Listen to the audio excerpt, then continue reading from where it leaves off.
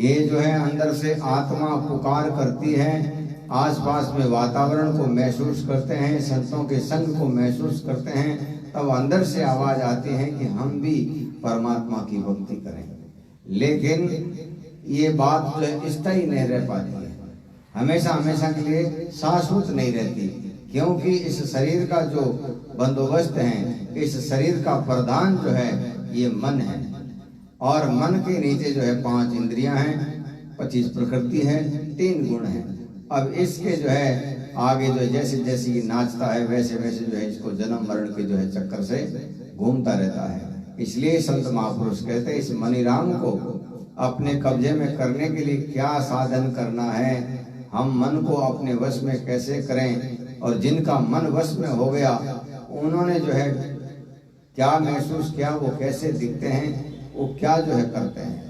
तो इस मन के अंग में पूरे जो है मन की बात बताई है, मन क्या होता है, मन कैसा होता है, और मन क्या क्या कर सकता है। और यही मन जब परमात्मा से लगता है, गुरु शब्दों से लगता है, तो हमें अजर अमर कर देता है, हमें इस संसार में सबसे पूजनीय कर देता है, हमें इस संसार में सबसे आदरणीय कर देता है। इसलिए संत महापुरुष कहते हैं पहले तो इस बात को समझो ये क्या चीज है।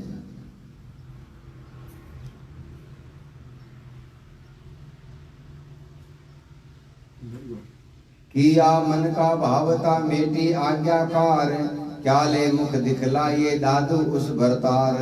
संत महापुरुष कहते हैं कि सबसे पहले हमेशा हम एक निष्दिन ब्रह्म विचार रखें। कौन सा रखें? कि नित्य प्रति जो है इन महावाक्यों का विचार करें कि हमारे को परमात्मा ने इस संसार में क्यों भेजा है। क्या 4-5 बच्चे पैदा करने के लिए, या केवल पैसा कमाने के लिए, या केवल लड़ाई झगड़ा करने के लिए, केवल वाद विवाद करने के लिए, या केवल और संसार के दूसरे कर्म करने के लिए।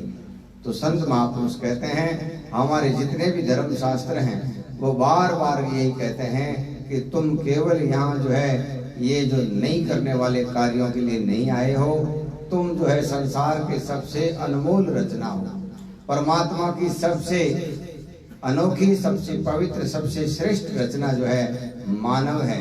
परमात्मा कैसा है? तो वो कहेगा कि मानव के जैसा है, इसलिए इसको नर नारायण की देह बताई है।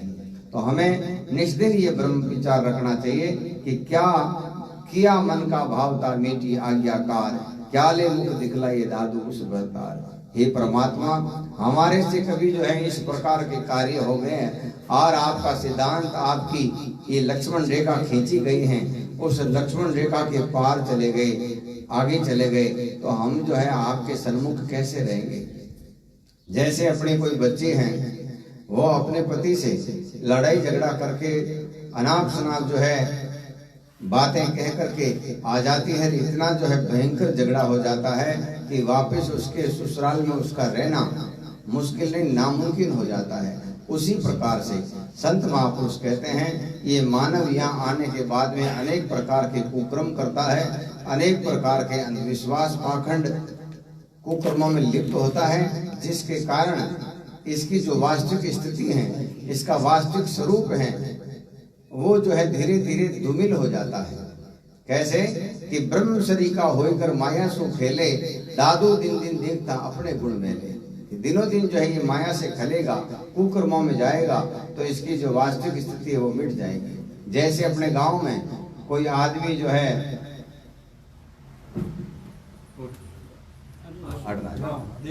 एक जने बोलो, अपने गांव में भी जैसे कोई एक आदमी है और वो गांव की सेवा करता है, सबको समान समझता है, सबके प्रति सद्भाव है, तो वो क्या कहेगा?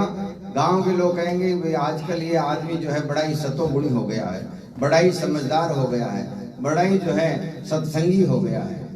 और वही आदमी जब माया से खेलेगा, कुकर्म करेगा, तो लोग कहेंगे कि ये आदमी पहले तो अच्छा था लेकिन अब इसकी बुद्धि मर गई है, इसमें से राम निकल गया है, इसके जो है संस्कार बिगड़ गए हैं, इसकी स्थिति बिगड़ गई है। तो ऐसे ही संत महापुरुष कहते हैं हम सबको परमात्मा ने एक विशेष नियम दे करके भेजा है, विशेष कार्य करने को भेजा है, और वो कार्य हम नहीं कर पाएंगे तो वापस परमात्मा के देश में कैसे स्थित हो जाएंगे। हमारी ये सत्संग हमें परमात्मा के अनुरूप बनाती है। परमात्मा कैसा चाहता है, जैसा हमारे ये संत महापुरुषों के शब्द हमें बनाते हैं, लेकिन हमने इन शब्दों को अपने चित्त में नहीं रखा तो परमात्मा के देश में ठोर ठिकाना होने वाले कर्म अपने से नहीं होंगे। इसलिए सदगुरु दादू दयाल महाराज फरमाते हैं, किया मन का भाव था मेटी आज्ञाकार। हमने इस संसार में आकर के जो अपने मन में मन माना जो आचरण है, मन माना जो ज्ञान है, मन माना जो ढंग है, वो अपना करके परमात्मा की आज्ञा, परमात्मा की कार, परमात्मा की लक्ष्मण रेखा जो खींची गई है उसको हमने मेट दिया और वो वापस उस देश में हम जो है स्थिर नहीं हो पाएंगे। तो कहाँ होंगे कि बार बार जन्म और मरण इस 84 के चक्र में घूमते रहेंगे। इसलिए संत महापुरुष कहते हैं कि जो जो लोग अपने मन माने ढंग से चलते हैं वो कभी परमात्मा के शाश्वत शांति को प्राप्त नहीं होते।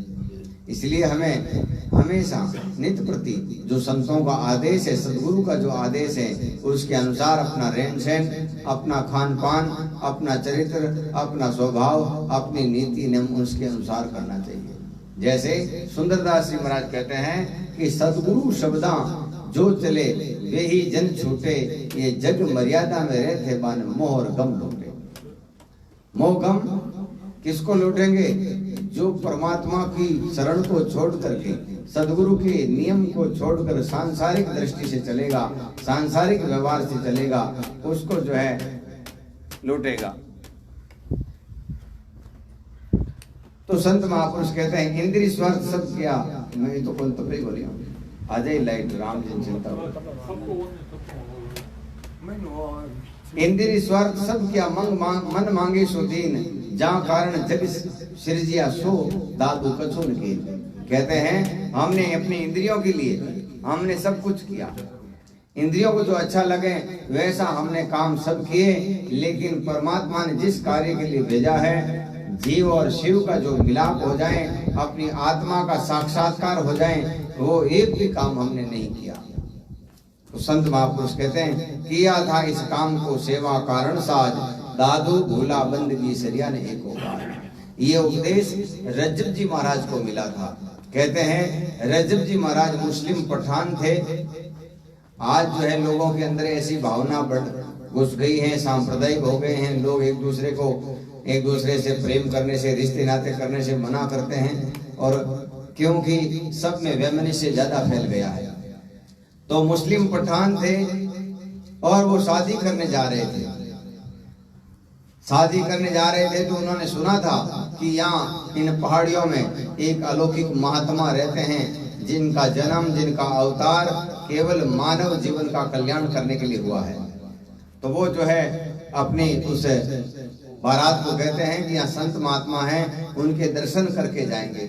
हम अपना अच्छा कार्य कर रहे हैं, शुभ कर्म कर रहे हैं, अपना परिवार आगे बढ़ा रहे हैं, तो संतों के दर्शन करके चलें। आज भी लोग कोई अच्छा कार्य करता है तो जिसकी जो इष्ट उपासना है, उस उपासना के आगे वो नतमस्त होगा है और उनसे आज्ञा लेता है। तो रज्जब जी महाराज ने भी सोचा कि हम अपना जीवन बना रहे हैं, अपना संसार आगे बढ़ा रहे हैं, शादी करने जा रहे हैं, तो संतों के दर्शन करके चले। उस समय ध्यान अवस्था में बैठे थे दादू दयाल जी महाराज। सब बारात ने कहा भाई चलो देख लिया, दर्शन हो गया, अब चलो। बोले नहीं, ये दर्शन अधूरा है। वो हमें कुछ कहेंगे, वो हमें देखेंगे, तब दर्शन पूरा होता है। हमने तो कर लिया, लेकिन इन्होंने कहाँ किया। इस कानाफूसी में उनकी ध्यान अवस्था टूटी और टूटते ही रज्जब जी के ऊपर दृष्टि पड़ी और पढ़ते ही जो है यही शब्द का कि किया था इस काम को। आपको परमात्मा ने केवल और केवल ये सद्भक्ति करने के लिए भेजा है, लेकिन तुम इस संसार में अरुच करके ये जो है नाना प्रकार के कुकर्म करोगे तो कभी जो है वापिस उस देश में तुम्हारा ठोड़ ठिकाना नहीं होगा। इतनी सी बात सुनी तो उन्होंने अपना सेहरा उतार करके अपने भाई को दे दिया। बोले तुम शादी करने जाओ। तो कई लोग बोले देखो दादू दयाल जी महाराज के शब्द में कितनी शक्ति है, कितना पावर है। आदमी दूल्हा बना हुआ है, उस समय उसकी स्थिति अलग होती है, उसके मन के जो भाव अलग होते हैं, लेकिन उनके एक ही शब्द ने जो है उनको योगी कर दिया, एक ही शब्द ने वैरागी कर दिया। कोई कहते हैं कुछ, कोई कुछ कहते हैं रजब तूने गजब किया, सिर पर बांधिया मोड़, आया था हरि भजन में करी नरक में ठोर। एक ही शब्द में जो है उन्होंने त्याग दिया। जब उनके परिवार वाले जाना ज्यादा जो है जोर लगाने लगे, बोले तुम जो है चलो ये तुम्हारे बस की बात नहीं है, भक्ति बहुत मुश्किल है। तब दादू दयाल जी महाराज ने भी कहा कि भाई तुम्हारे परिवार वाले शादी कर रहे हैं तो चले जाओ, फिर तुम इधर उधर संसार में ताका जाकी करोगे, हमारा नाम खराब होगा, हमारा पंथ खराब होगा।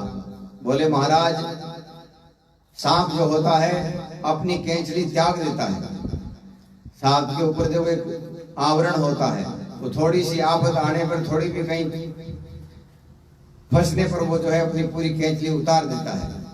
तो कहते हैं सांप अपनी कैंचली उतार देता है तो दूसरे की नहीं पहनता। रजब घर करनी तजे करे कौन की आस, कि मैंने जब मेरी खुद की स्त्री को त्याग दिया तो दूसरी औरतों की मैं आस क्यों करूंगा। तब उनके दृढ़ भाव को देखकर दादू दयाल जी महाराज ने अपनी शरण में लिया। तो ऐसे ही ये उपदेश आप और हम सबके लिए हैं।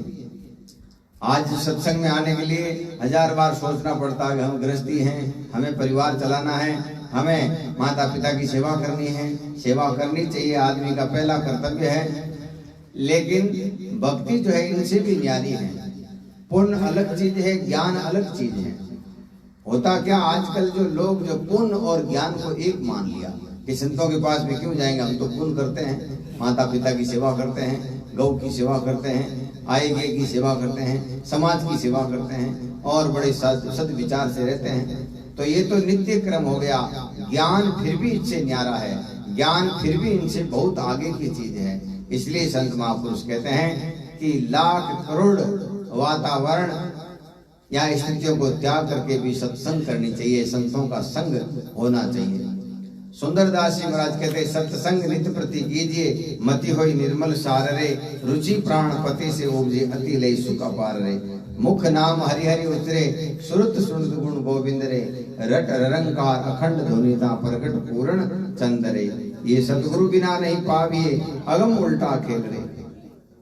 सुंदरदास जी महाराज कहते हैं परमात्मा का जो मार्ग है उल्टा है, बिना गुरु से अपने को समझ में नहीं आएगा, बिना गुरु से इसको नहीं समझा जा सकता। जैसे कोई ताला लगा है, उस ताले की चाबी आएगी तभी वो ताला खुलेगा। रजब जी महाराज कहते हैं सकल कर्म ताला भई, जीव जिड़ियाता माई, रजब गुरु पूछी बिना कबू खुले ना। रजब जी महाराज कहते हैं उस ताले की चाबी आएगी तो वो ताला टूटेगा, खुलेगा। उसी प्रकार से हमारे कर्म काटने की विधि, हम कर्मों से निवृत्त होने की विधि हमारे ये संत महात्मा इन सत शब्दों के माध्यम से, इन दिव्य सत्संगों के माध्यम से बताते हैं। इसलिए संत महापुरुष कहते हैं हम सबका ये प्रथम कर्तव्य है, हम अपने आप को जानने का प्रयत्न करें।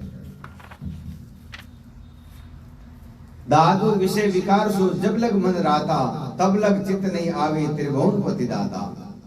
कबीर साहब ने फरमाया मनवा तो एक है, भावे तहां लगाए।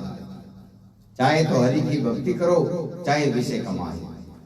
यही बात है। हमारा मन अगर संसार की विषय वासनाओं में लगा है, कुकर्मों में लगा है, तो हम दोनों जगह नहीं रह सकते। या तो कुकर्म होंगे या जो है भक्ति होगी। आजकल लोग जो समझदार होते हैं वो कहते हैं हम भक्ति भी कर रहे हैं और साथ ही साथ कुकर्म भी कर रहे हैं, इस अज्ञान को भी झेल रहे हैं। तो संत महापुरुष कहते हैं इससे तुम अपने अंतःकरण की स्थिर स्थिति को प्राप्त नहीं होगे, और जब तक तुम अंतःकरण की स्थिर स्थिति को प्राप्त नहीं होगे, उस सच ज्ञान से स्तर में, उस सच ज्ञान में स्तर नहीं हो पाओगे, तब तक तुम्हें बोध नहीं होगा, और बोध नहीं होगा तो ज्ञान नहीं आएगा, और ज्ञान नहीं होगा तो उस शाश्वत सत्य में तुम्हारा स्तर होना या उनसे मिलना नामुमकिन हो जाएगा। इसलिए संत महापुरुष कहते हैं आपको अगर सुमरण करना है, भजन करना है, अपनी आत्मा से मिलना है, तो पहले इन कुकर्मों का त्याग करें।